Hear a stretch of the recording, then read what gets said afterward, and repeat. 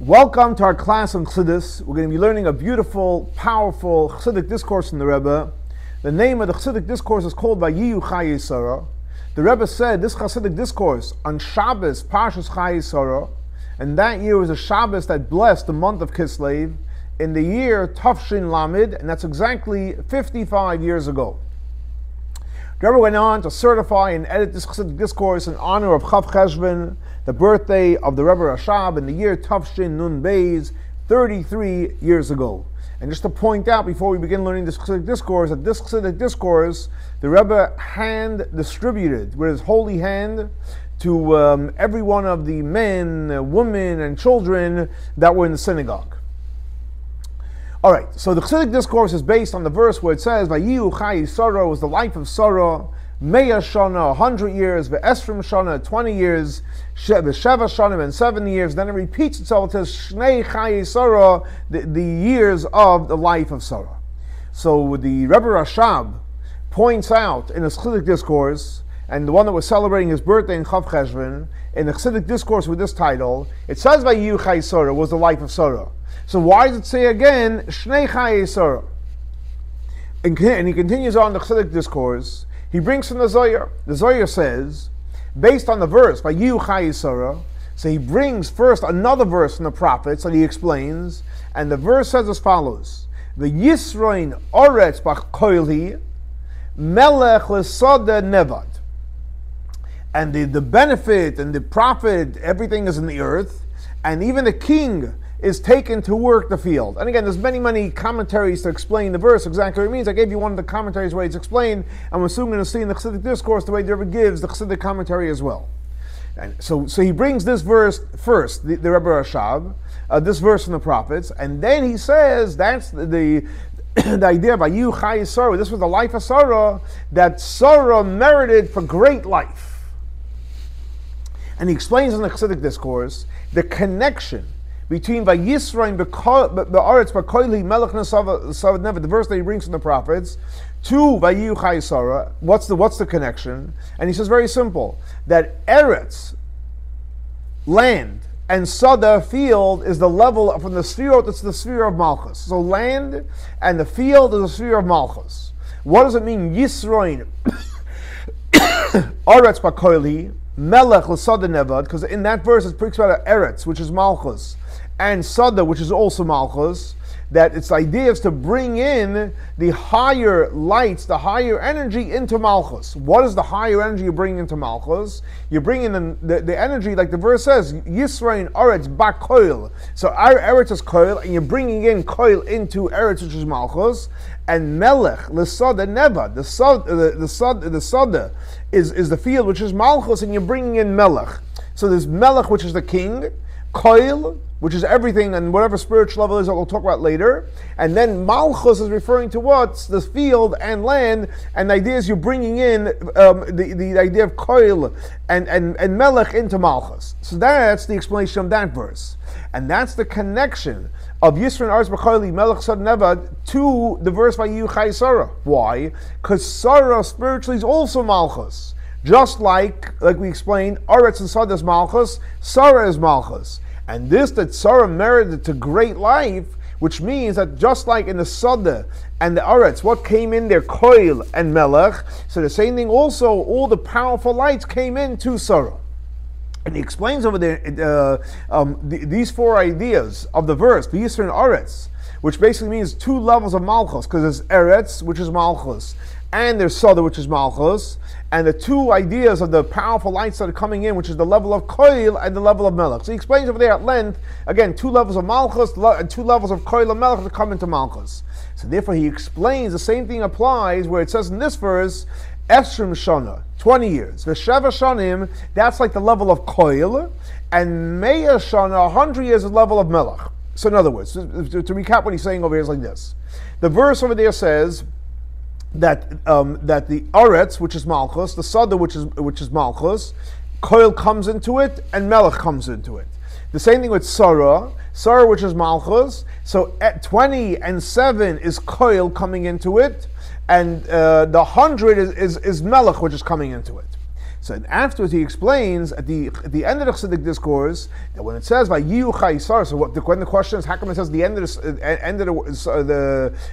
verse "שני חיי שרה," so he says that this it says "ויהיו חיי שרה," which means she brought in the higher level of life, the 127, which is the idea of koil and melech into malchus, and when it says "shnei chai sar" at the end is referring to the high level of energy of melech and koil 127 that she's bringing it down to, not only to malchus, but it's even going down lower into bia, bria, yetzira, asiyah. So he says, Rabbi asks, 1 second, in order to explain the second part, that shnei chai sara, on why it's in addition to Yiyu Chai Sara, all you need to say is that the Chai Sara means that she brought in high level of light into Malchus.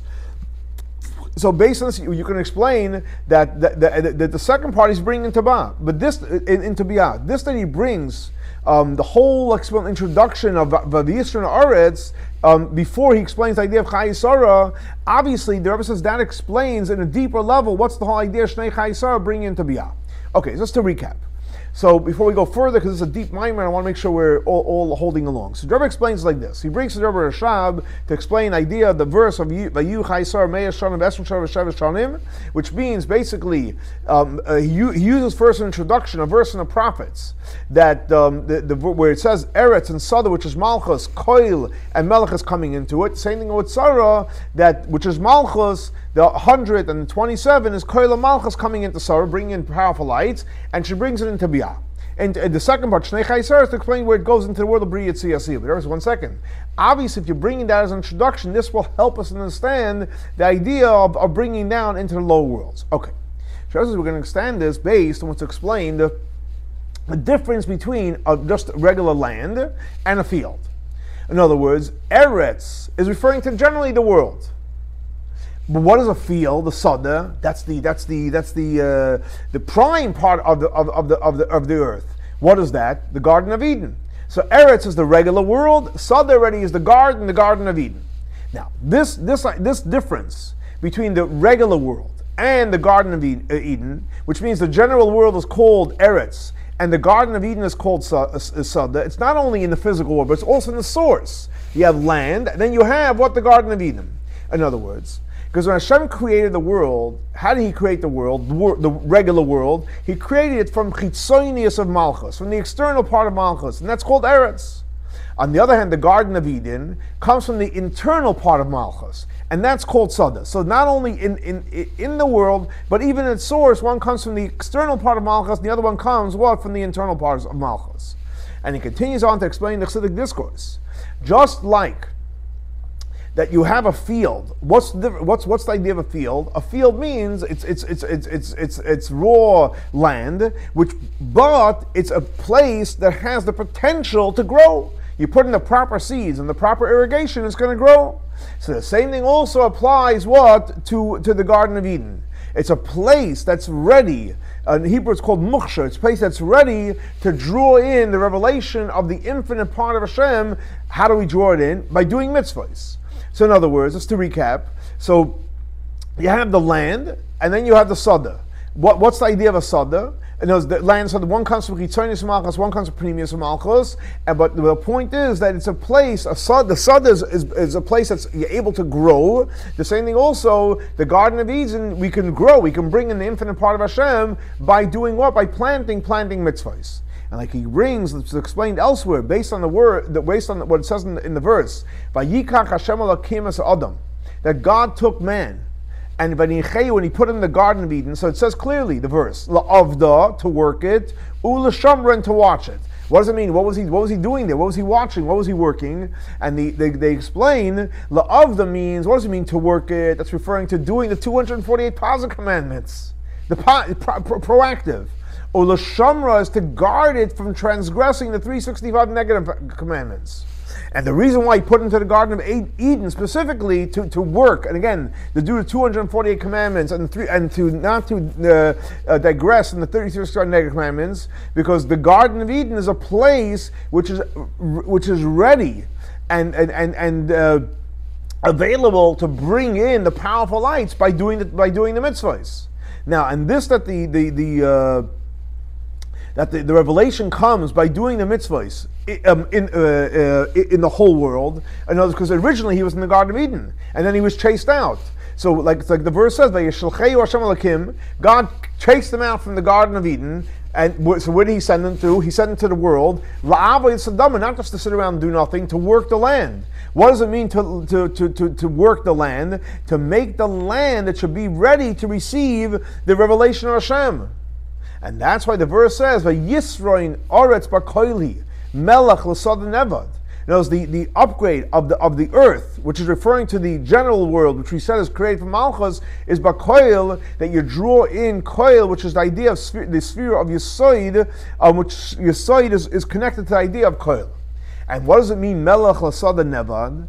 Which basically means is drawing in the infinite part of Hashem, which is higher than koil. And that happens what? By doing mitzvahs. And like the Zohar says, that what is melech? Melech is referring to high king, which is connected to the field. When you work it, that when a person works the field, sada nevad, which basically is what is the spiritual work of working the field, doing the mitzvahs. You know, like it said, like we just learned, to do the 248 positive commandments, and to be careful not to transgress the 300 negative commandments. So we bring in the revelation, the high revelation, which is higher than the level of koil.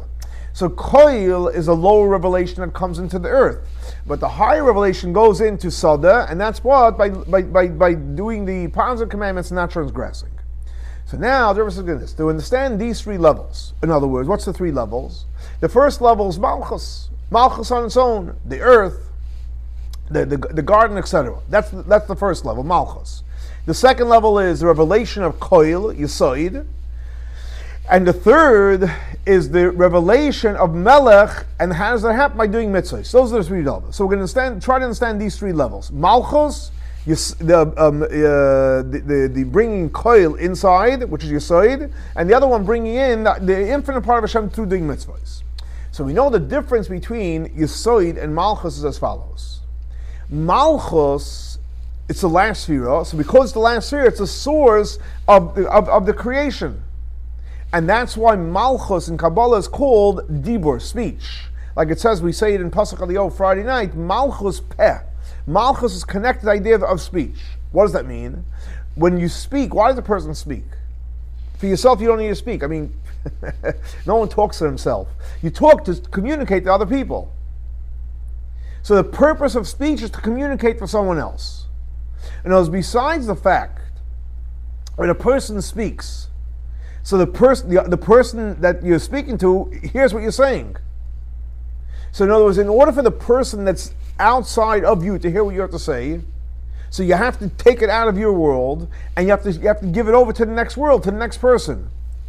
That's in the actual speech. But even the power to speak that the person has, this that a person has the power to speak, is for the other person. So what does that mean? So the same thing applies with Malchus. Malchus, even Malchus of the highest world, Atzilus, but what's the purpose of Malchus? The purpose of Malchus is to start creating the next world. So Malchus, again, even in Atzilus, it's all about creating the next world. Just like speech, it's all about delivering the message to someone else. So that's Malchus. So Malchus is all about focusing on the next world, just like speech is all about delivering the message to someone else. Yisoid, on the other hand, Yisoid is the last sphere before Malchus. So that's the last level of Atzilus, which in Kabbalah it's called Siyuma, the end of the body, because Malchus already is where it's giving it over. And just like with the midos, the emotions that we have, even though the emotions, you share your emotions. But the fact is, even though you share them, but it's your emotions, you're excited, you're moved. And that's why it says, V'yisrein oretz b'koili, that the benefit of oretz, which we said is Malchus, and Malchus is the source of creation, is that what happens in Malchus, koil comes in there. And like we learned before, what is koil? Koil is Yisoid, the idea of Atzilus. So far we explained two ideas. You have Malchus. Malchus is all about delivering. And so therefore the focus is the next world. Yisoid is from the world that it's in. So Yisoid comes into Malchus, that upgrades Malchus. It's connected to its source. You could say that this drawing in Yisoid into Malchus is called Yisrein Aretz. So what do you mean? Even though there was 1 second, the fact is Malchus always receives from Zog. Where do you think Malchus gets his energy from? It comes from the Midos. I'll never explain this. Because when Zog comes into Malchus, so when Zog comes in there, so the light of the 6 Midos, it changes. Like for example, there gives a beautiful example. When someone speaks words of love, so why are you speaking words of love to someone else? Because you want to reveal the love you have for the other person. So what you're revealing is already it's a watered down version of the love that you have. Let's say you have a love for somebody, so the love is on fire, and when you share the words, it's not the actual love that you have. You're sharing what you're experiencing.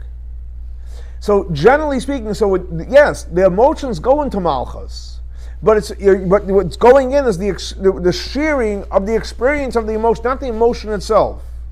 When we say Yisrein Aretz Ba'koili, that Yisrein Aretz is referring to Malchus, Ba'koil, which is referring to Yisoid, which is part of the 6 Midos, that Malchus receives the way Yisoid is on its own, not the way it's giving it over. Not an expression of Yisoid. It's actually Yisoid that's coming into Malchus. So again, to recap, when we say Yisrein Ba'aretz Ba'koili, the first level is, Yisrein is Malchus, which Malchus is all about giving over. Yisoid is all about the actual Sphira. So over here we're saying the actual Sphira of Yisoid goes into Malchus, not an expression of Yisoid. Now, a step further. This that we say, that what goes into Malchus, Yisoid goes into Malchus, Yisrein that Yisoid is going to Malchus, it's going to which part of Malchus? The external part of Malchus. And what's the external part of Malchus? It's called Eretz. Eretz, the land, is the external part of Malchus. Why is that? Because since the external part of Malchus, which basically is the idea of speech, so what is the idea of speech, which is basically, or the external part of Malchus, that's the source of the next world. So that the revelation of Koil, the powerful idea that Yisoid, which is the end of Atzilus, which is higher than the source of, so this is the upgrade that it goes into the external part of Malchus. Now, however, when it comes to the internal part of Malchus, on the contrary, the internal part of Malchus, which is called the first 3 levels of Malchus, that actually receives from Yisoid automatically. So what we're saying here is that Yisrein Aretz Ba'koil, that Malchus gets from Yisoid, is referring to the external part of Malchus that gets from Yisoid. And that's why Gan Eden is called Koil. Like it's the famous teaching in Chazal, it tells us that Hashem gave a taste to 3 people in this world, similar to what's going to be like in the world to come. Who are those 3 people? Avram, Yitzchok, and Yaakov. Where do we see that? So it says, Avram, it says, Ba'koil, and Yitzchok, it says, Mikoil, and Yaakov, it says, Koil. Like in the Grace After Meal, they say, Ba'koil, Mikoil, Koil. Koil is referring to Avram, Yitzchok, and Yaakov. So he gave all 3 of them the level of Koil. What's the idea? Because Koil is a sphere of Yisoid. And Gan Eden, which is basically comes from the Pnimius of Malchus, which actually receives from Yisoid. So he explains in the Chilek discourse, this that we said that Yisoid is called Koil. What's the idea of Koil? It's referring to the 50 gates of Bina that comes into Yisoid. What's the connection? Because we said Koil is connected to Yisoid. Why is it connected to Yisoid? Because the 50 gates of Bina that come into it. What's the connection? Because Koil, numerically, Chaf is 20 and Lamed is 30. So that's numerically 50. That means Koil is the 50 gates of Bina, Koil 50, that comes into Yisoid, which goes into Malchus. So therefore, this is what we say, the Yisrein Ba'aretz, which means Malchus, and it receives Koil. There's 2 components. One is that Yisoid comes into it, which is the end of Atzilus, like we explained till now. But now we just learned a whole new level. That when Yisoid comes in, the 50 gates of Bina, which is intellect above them of the emotions. But Rabbi says you could say that these 2 ideas, again, that Malchus receives from Yisoid, that's level 1, and B, that the Yisoid that it receives is connected to the 50 gates of Bina, really they're connected one to the other. How is that? Never explains in this. The midos, emotions, they're my emotions, but the fact is there is some kind of connection between emotions and someone else. Why? Even though it's my emotions, that's how I feel. Not like the whole idea of speech is all about sharing, but nevertheless, even though it's my emotions, but it's part of me that I could share the emotions with other people. I get affected emotionally, and I can share my emotions with other people. On the other hand, so in other words, the Rebbe is saying like this: Malchus is all about sharing. That's all about the whole reason for Malchus spare is all to share. Emotions, it's my emotions, but I have the ability to share it. Intellect, that's already me, and there's no connection with anyone. I can totally be in my mind without having any connection with anyone or anything. So therefore, when you draw down from the level of the emotions, which again it's mine, but it has some kind of connection with the external person. So what happens when Malchus receives the emotions of Zah, so it changes. But this that Malchus receives the emotions of Zah, the way they are on its own. Like we said, that Yisrael Eretz Bakoili, the power of Eretz, Malchus, is that Yesod comes in. In other words, that Yesod comes in the way it's on its own. How is that? How could it come in on its own? Rebbe's confusing the two now. Because the source of drawing it into it comes from intellect. And since intellect has really no connection with anything else, unlike speech, which basically is all Malchus Ashir. So therefore, even when it comes into speech, it won't create a difference, it won't create an impact. So there are a few of the two ideas. Malchus is the part which basically is all sharing. The emotions is mine, but I could share it. Intellect is totally mine. So because the emotions are connected to intellect, so you can actually give over the whole emotion, but not be affected when it's delivered. Now going a step further. Even though that intellect, which is no connection with anyone else, but nevertheless, it is part of the way things flow. In Hebrew, it's called Seder Ishtalshlos. There's the way it starts with Keser, it goes to Moichin, it goes to intellect, goes to emotions, it goes to Malchus. So intellect, as deep as it is, it's my intellect totally locked up in my head, but nevertheless, it's part of the flow, the way things flow. But the revelation of Melech, now we're going a higher level, of Melech, the high level of king, which, how does that happen? How do you reveal the king? By doing his mitzvahs. Melech l'sa, the Nevad. The idea is to bring into Malchus the king by doing the work of doing the mitzvahs, which is higher than the level of Koil. So in other words, when you do the mitzvahs, you're reaching a level of above Ishtalshlos. In the first level of the earth, and it's coming from Koil, it's Yesod, and even if it's connected to intellect, but guess what? It's all part of the flows of Ishtalshlos. On the other hand, when it's connected to Melech, which means his mitzvahs, now you're bringing in off the charts. And to add, Rabbi says, based on what it's explained elsewhere, that Koil is a level of Soivev. Koil is a very powerful level. Soivev, half is over. Now, this that Yesod is called Koil. Why? Because we know that in the spheros you have Chachma Bina Das. Das is a middle one. Chesed Bur Tiferes is a middle one, and Netzachot Yesod. Yesod is a middle one, a middle sphere. So Yesod is from the middle sphere, which is connected basically to Tiferes, to Das, and to Keter, etc. So literally, because it's a middle sphere, Koil is connected to Yesod, and Yesod is a mirrored sphere, so Yesod is connected to Keser, which is basically Soivev. And that's why it says, Ki li b'shamayim v'aretz, and to me is the heaven and the earth. Ki choil b'shamayim v'aretz, so everything in heaven and earth. And the Targum actually says, the Achid, it's unified in the heaven and the earth. Why? Because when it comes to Soivev, heaven and earth, it's all the same thing. So therefore, the Rebbe says you have to say that the level of Melechi law, since we're saying that Koil Yesod is Soivev, so the Melechi law, which happens by doing mitzvahs, it's even higher than Soivev. Why is that? Because Koil, when it's connected to Soivev, the fact is Soivev, even though it hovers over the world, it has a connection to the world. Yeah, it's higher than them, and it's obviously the world, the upper world, it's all one. And that's why it says Ki kol b'shamayim v'aretz. Even in reference to Soivev, there's still a heaven and earth. Yes, but it unifies it, but there's still a heaven and earth. It's oneness in heaven and earth, but it's still heaven and earth. But when you do a mitzvah, you're bringing in, you're revealing the essence of the infinite part of Hashem, which has no connection to the world, which obviously is much higher than the level of Sovev. And like explained in the Chassidic discourse, that when you draw down by doing a mitzvah, what are you bringing down from? Pnimiyas HaKeser. So in Koil, it reaches only Chitzonius HaKeser, Sovev.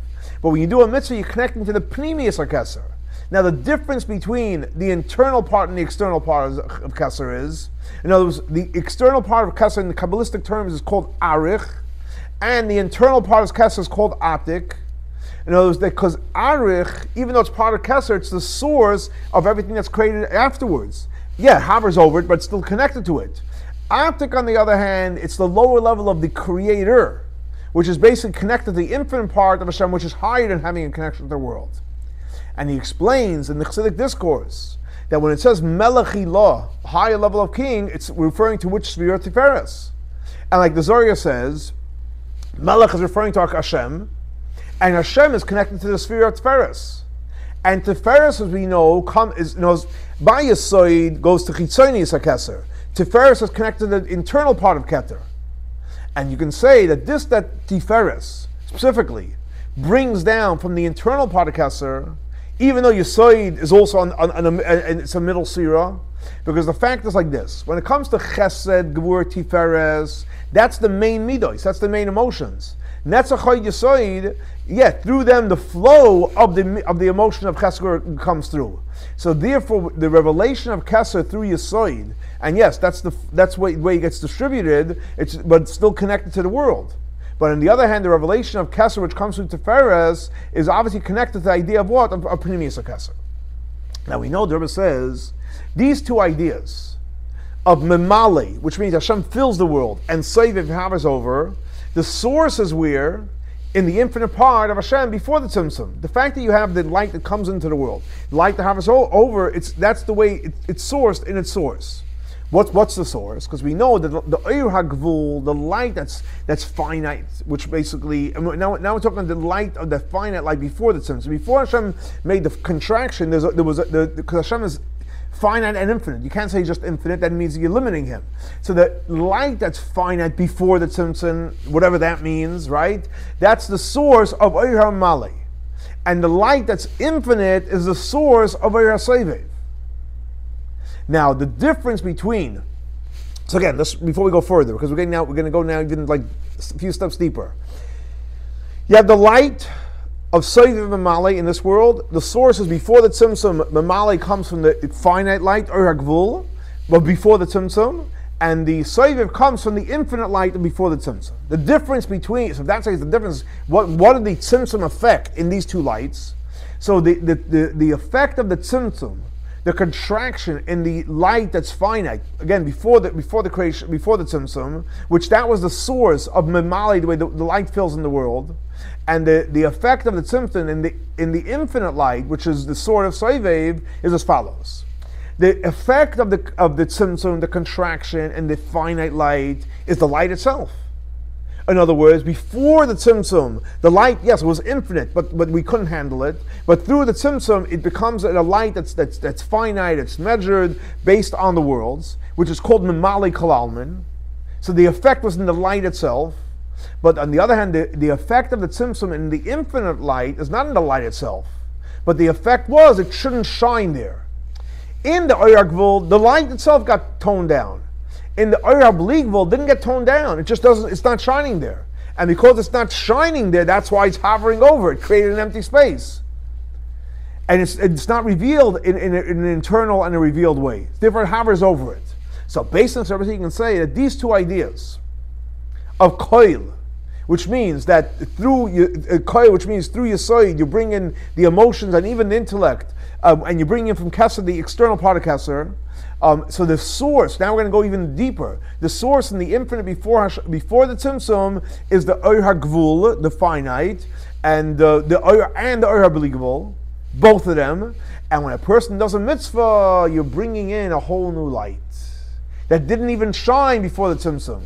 So Rabbi is saying like this: Koil, yes, it's connected to Chitzonius HaKeser, which is also connected to the light of Gvul and Bligvul before the Tzimtzum. On the other hand, when it comes to doing a mitzvah, you're literally connecting to a new light that did not shine before the tzimtzum, something totally new. And that's why it says in the future, when Mashiach comes, we're going to have new heavens and new earth. Why? Because then what's going to be is everything's going to get revealed. Everything that we're doing through our work and our effort in this world now, also the new light, which comes through every time you learn Torah, every time you do a mitzvah. And then we're going to have a whole new newness in the world. Shamayim chadash, eretz chadash, everything's going to be new. And this, that in the future, we're going to be able to draw in this powerful light, this infinite light, which shine before the tzimtzum. That's not, what's the big deal? What's the revolutionary idea? When Mashiach comes, we're going to have the infinite light. But we had it before the tzimtzum. Where's the revolutionary idea?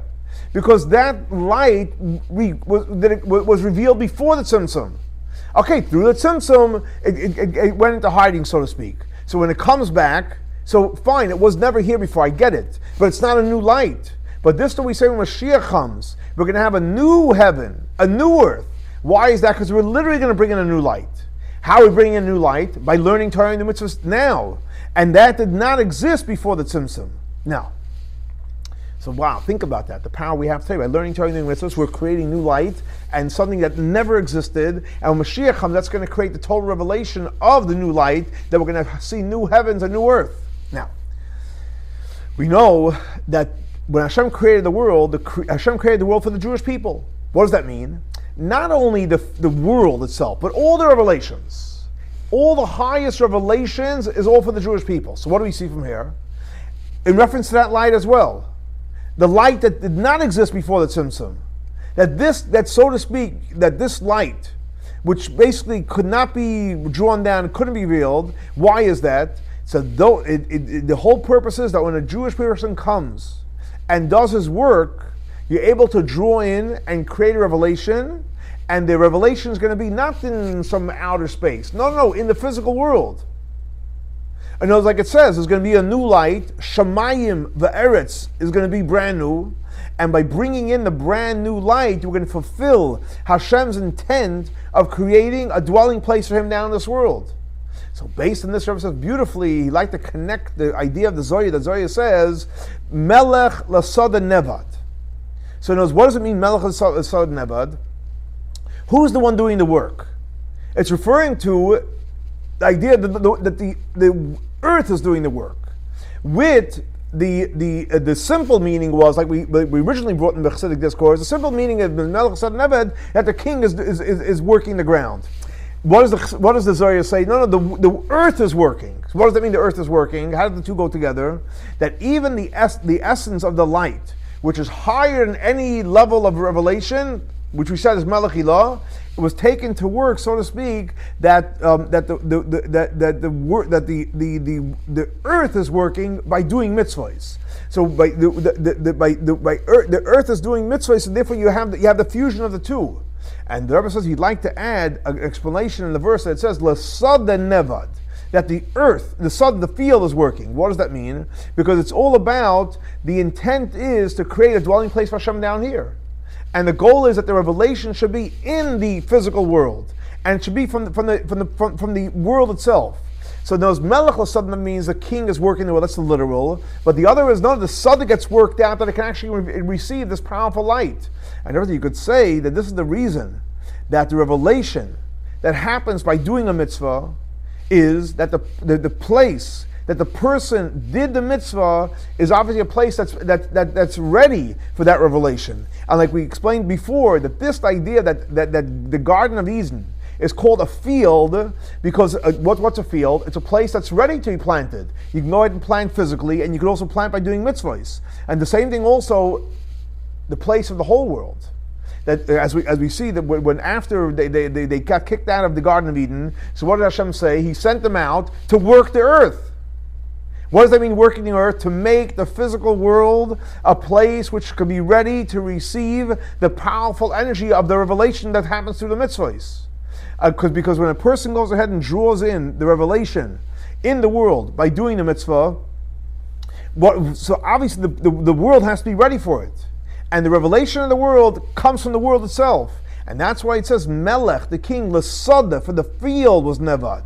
Why? Because the complete and the intent of making a dwelling place in the world is that the revelation should be not only from doing the mitzvah, but the world should be ready for it. The sada should be ready, the field, and this, this, so to speak, happens in the essence of the light of Hashem. Like we said, Melech Ilah, the highest level, is all for this intent, and that's why he says Melech l'sada, Neva, to bring in the Melech, the highest level, into the sada. And ever since he'd like to add that you can say the reason, at least internally, that the person, that this is a very powerful insight. They can say the reason why the Adam was sent out of the Garden of Eden. Why did he was sent out of the Garden of Eden? Why didn't he just let him repent and stay there? Because the Rabbi explains powerfully. He was sent out of the Garden of Eden because he had to go out of the Garden of Eden, because he had to go out of why? Because the intent of Dir B'Tachtonim, making a dwelling place for Hashem down here, that the dwelling place should be on the lowest level. And the dwelling place should be that the low place wants it.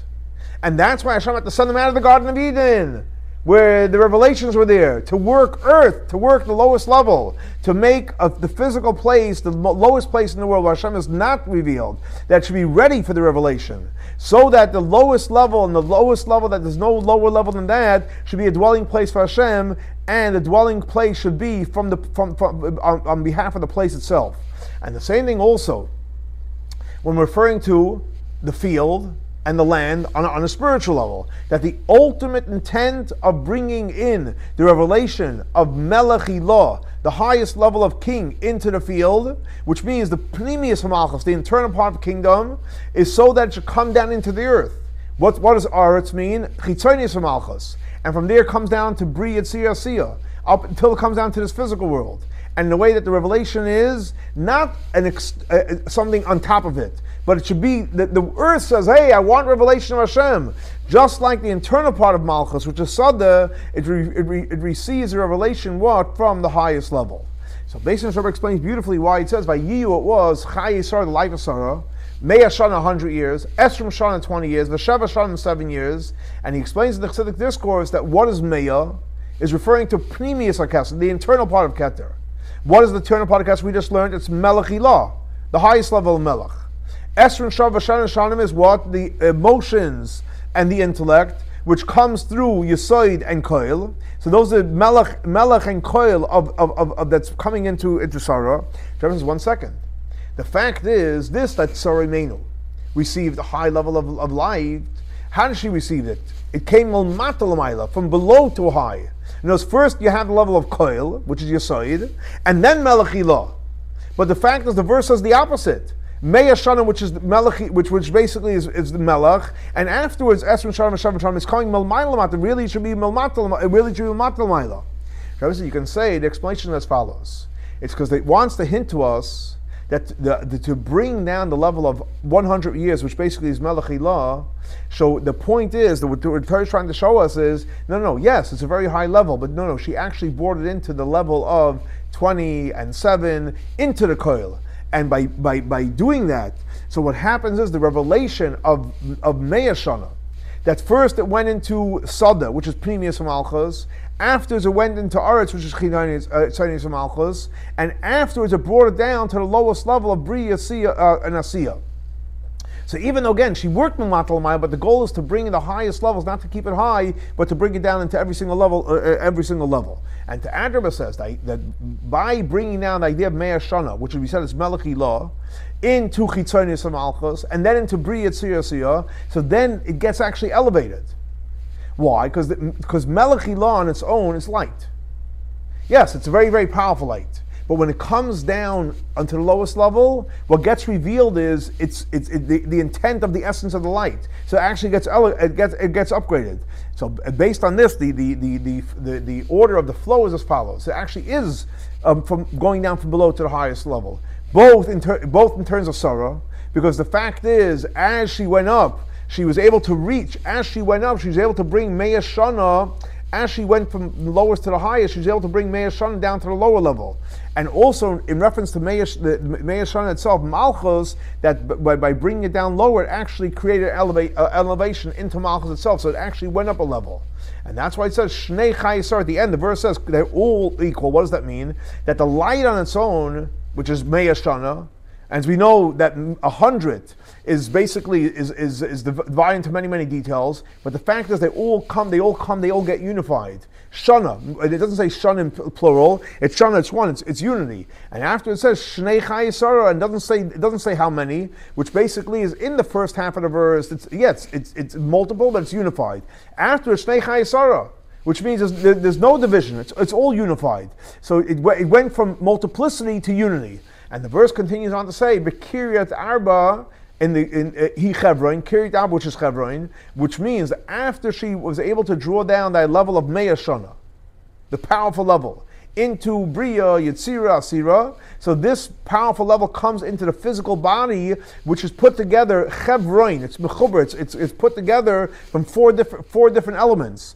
And by bringing it into the body, that's made up of four different elements, you actually create and you add in the unification between the soul and the body, and it creates a long life, a good life, a life of Torah and mitzvahs years, years of chassidus, and a way of tremendous abundance, up to the essential abundance.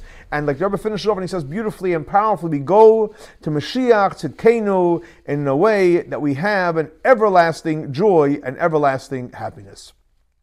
So again, another beautiful, powerful Chassidic discourse from the Rebbe about the idea of Mea Shana, V'esrim Shana, Shanim, the idea of connecting, bringing down into Malchus, into the lowest levels, bringing in Yisoid, bringing in the Keter, the external part, the internal part of Keser, and bringing down the most powerful levels into this world. And by bringing down the powerful levels into this world, the most powerful levels get elevated. And like Rabbi finishes off, says that God willing, we'll go to Mashiach Tzidkenu, and our next class will be in Yerushalayim, Yer HaKodesh. Have a great and blessed week. Shavua Tov.